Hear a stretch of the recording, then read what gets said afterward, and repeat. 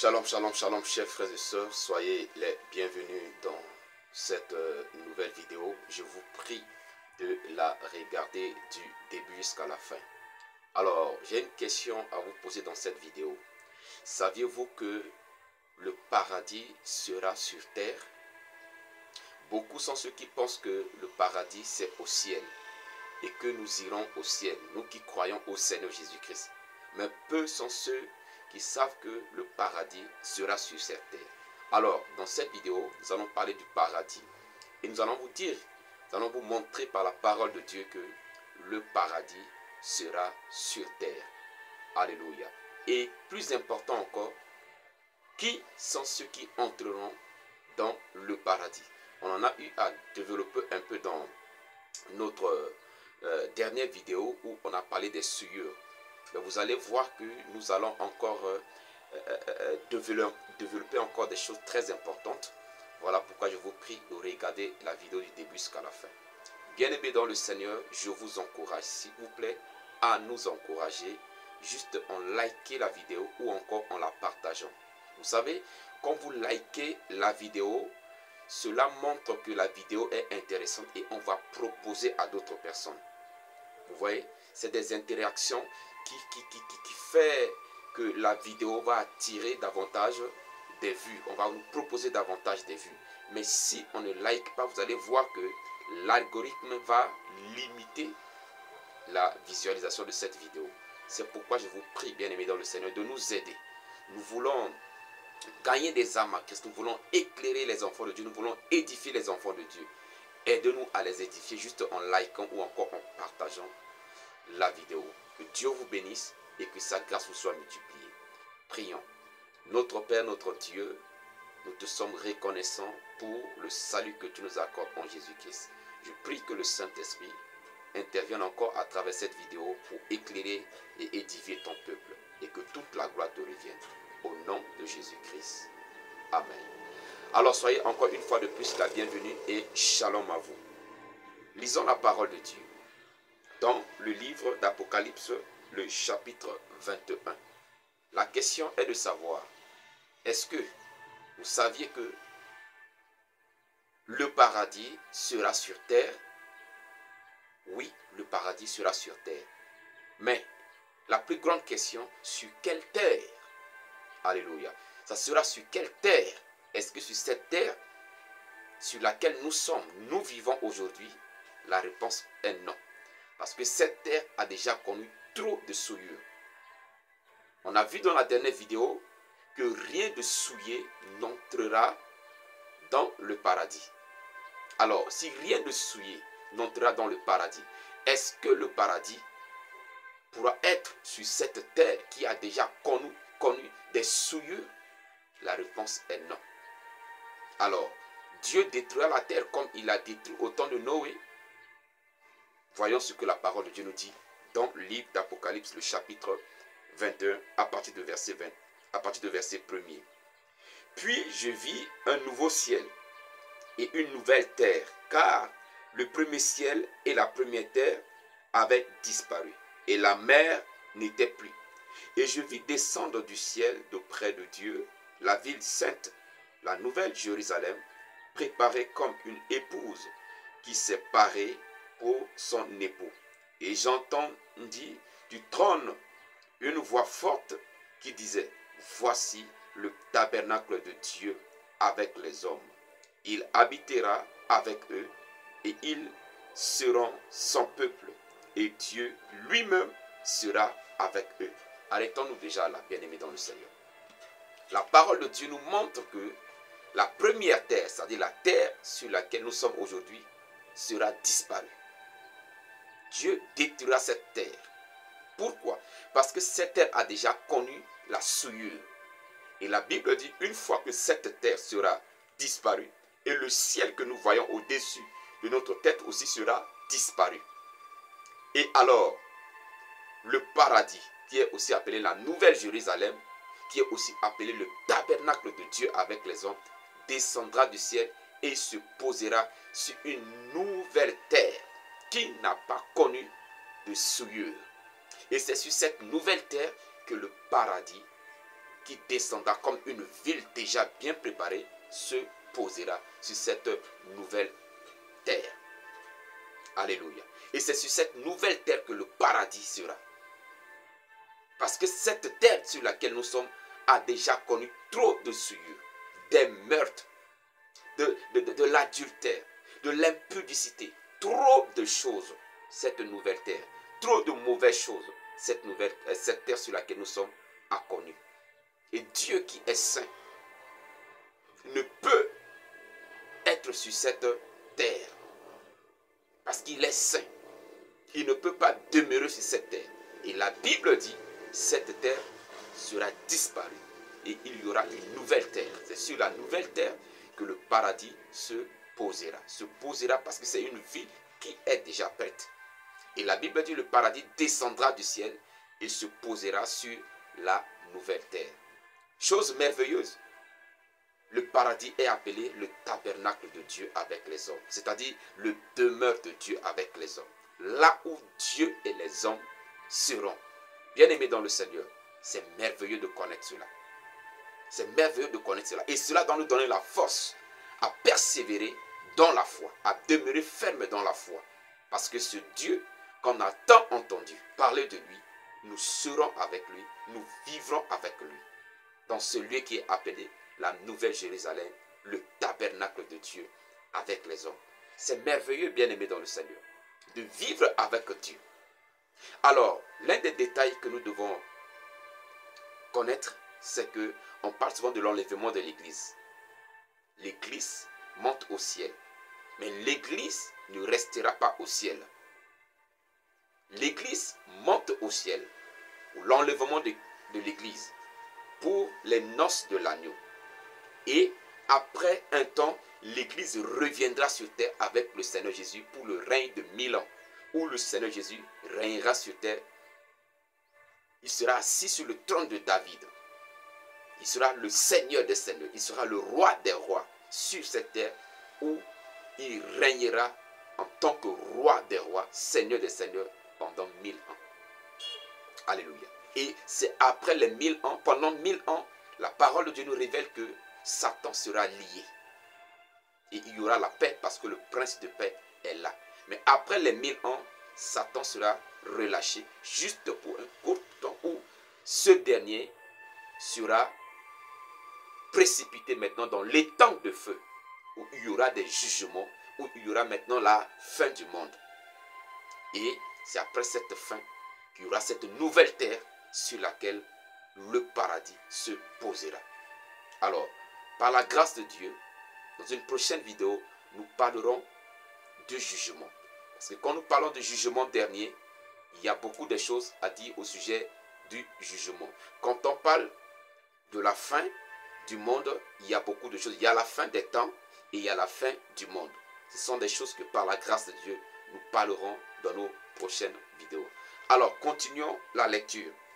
La parole de Dieu continue à nous parler de ce paradis, de ce tabernacle de Dieu avec les hommes qui se posera sur une nouvelle terre. Le verset 4 dit, Apocalypse chapitre 21, le verset 4 dit, « Il essuiera toutes larmes de leurs yeux, et la mort ne sera plus, et il n'y aura plus ni deuil, ni cri, ni douleur, car les premières choses ont disparu. » Les premières choses, ce sont des cris, ce sont des douleurs, ce sont des lamentations que nous connaissons sur cette terre qui a connu tant de souillures. Mais sur la nouvelle terre, où le paradis sera posé, où Dieu vivra avec ses enfants, avec son peuple, la Bible dit, il n'aura pas des cris de douleur, des cris de détresse. Pourquoi? Parce que Dieu règne au milieu de son peuple. Dieu règne sur son peuple. Dieu sera avec son peuple. Dieu est avec nous aujourd'hui en esprit, mais nous serons avec Dieu dans son royaume. Alléluia. On ne connaît pas les douleurs. Les douleurs que nous connaissons aujourd'hui sont passagers, bien-aimés dans le Seigneur. Ce n'est que pour un temps. Voilà pourquoi nous devons persévérer. Voilà pourquoi les douleurs d'aujourd'hui ne doivent pas nous faire perdre la foi. Ne doivent pas nous amener à abandonner la foi. Alléluia. Les douleurs d'aujourd'hui sont passagères. Les épreuves d'aujourd'hui sont passagères. Cela passe. Cela va passer, bien-aimés dans le Seigneur. Voilà pourquoi nous devons tenir ferme dans la foi. Il continue, le verset 5. Le verset 5 dit, et celui qui était assis sur le trône dit, voici je fais toutes choses nouvelles. Et il dit, écris, car ces paroles sont certaines et véritables. Bien-aimés, ce que nous sommes en train de vous lire, ce ne sont pas des mensonges, mais ce sont des paroles véritables. Et Dieu veille sur sa parole pour les accomplir. Voilà pourquoi nous devons croire à cette parole de Dieu. Continuons. Le verset 6 dit, et il me dit, c'est fait, je suis l'alpha et l'oméga, le commencement et la fin. À celui qui a soif, je donnerai de la source de l'eau de la vie gratuitement. Verset 7 dit, celui qui vaincra héritera ces choses. Celui qui vaincra, c'est celui qui vaincra qui entrera dans le paradis qui sera posé sur la nouvelle terre. Celui qui vaincra quoi? Celui qui va vaincre les épreuves de ce monde, les tentations de ce monde, en demeurant ferme dans la foi. Celui qui va vaincre les persécutions de ce monde. Celui qui va vaincre les épreuves de ce monde. Parce que dans ce monde, nous faisons face à la tentation, à la persécution. Nous faisons face aux tribulations. Mais si nous demeurons fermes face à ces choses, nous hériterons ce royaume que la parole de Dieu est en train de décrire. Cet endroit où nous vivrons avec Dieu. Nous devons vaincre les fausses doctrines. Nous devons faire vaincre, bien-aimés dans le Seigneur, la tentation. Comme le Seigneur Jésus lui-même a vaincu la tentation. Quand le diable le tenta dans le désert, lors de son jeûne de 40 jours, il a vaincu. Nous devons vaincre la tentation, bien-aimés dans le Seigneur. Nous devons vaincre les épreuves. Il y a des situations qui nous arrivent dans ce monde. Et ces situations-là nous poussent souvent parfois à abandonner le Seigneur. Parfois à emprunter le mauvais chemin. Parfois à faire des mauvaises choses. Mais nous devons rester fermes et fidèles à la parole du Seigneur. Demandons au Saint-Esprit de nous fortifier afin de ne pas perdre ce beau héritage que Dieu nous réserve. Continuons la parole de Dieu. Le verset 7 dit, celui qui vaincra héritera ces choses. Je serai son Dieu et il sera mon fils. Le verset 8. Mais pour les lâches, les incrédules, les abominables, les meurtriers, les impudiques, les enchanteurs, les idolâtres et tous les menteurs, leur part sera dans l'étang ardent de feu et de soufre, ce qui est la seconde mort. Alléluia. Bien-aimés dans le Seigneur, quand on parle de la mort, la première mort, c'est le fait de mourir aujourd'hui. Alléluia. Excusez-moi, il fait un peu chaud dans la salle. Mais la seconde mort, c'est l'enfer. Et la Bible dit, les lâches, les gens qui face à la persécution abandonnent. Les gens qui face aux épreuves de la vie abandonnent. Les gens qui face à la tentation tombent facilement. La Bible dit, leur place sera dans les temps de feu. Et non dans ce paradis décrit dans ce passage. Bien-aimés dans le Seigneur, nous ne devons pas être des lâches. Nous devons être des personnes déterminées dans la foi en Jésus-Christ, comme Étienne. La Bible dit Étienne était déterminé. On a pris Étienne, on l'a mis au milieu. On le lapide, même malgré qu'on est en train de le lapider. Ce dernier était en train de prêcher à ceux qui étaient en train de le lapider. Au point où il leva les yeux, il dit, je vois le Seigneur assis à la droite du Père. Bien-aimés dans le Seigneur, nous devons avoir une telle détermination, où même si on nous met le couteau au cou, nous ne régnerons jamais le Seigneur Jésus-Christ. Nous ne devons pas être comme Pierre, quand il était encore charnel, quand il n'avait pas encore reçu le Saint-Esprit. Il a régné le Seigneur Jésus 3 fois. Ça, c'est l'attitude des lâches. Le Saint-Esprit est venu nous donner la force pour ne pas que nous soyons des lâches, mais pour que nous soyons des personnes déterminées, des personnes engagées. Nous sommes engagés à suivre le Seigneur Jésus. Nous devons être déterminés dans cet engagement. Alors, bien-aimés dans le Seigneur, quoi qu'il arrive, soyez fermes. J'aime souvent le dire, la gloire à venir, on ne peut jamais le comparer à la souffrance d'aujourd'hui. On ne peut jamais comparer la gloire à venir aux épreuves dans lesquelles nous vivons aujourd'hui. On ne peut pas. C'est comme le jour et la nuit. Ayons le regard sur l'avenir et non sur le présent. Ayons le regard sur l'avenir. Fixons nos regards sur les choses d'en haut et non sur les choses d'en bas. Parce que les choses d'en bas, c'est parfois effrayant, c'est parfois décourageant. Mais aussi longtemps, nous gardons nos yeux fixés sur les choses d'en haut, nous aurons la force, nous aurons de l'énergie et nous persévérons. Alléluia. Donc, bien-aimés dans le Seigneur, nous devons hériter cet endroit. Et la Bible dit les lâches, les incrédules, ceux qui entendent la parole, mais qui endurcissent leur cœur. La Bible dit, leur place ne sera pas dans le paradis, dans le tabernacle de Dieu avec les hommes. Leur place sera dans les temps de feu. Dans le livre d'Hébreux, la Bible dit, si vous entendez sa voix, n'endurcissez pas votre cœur.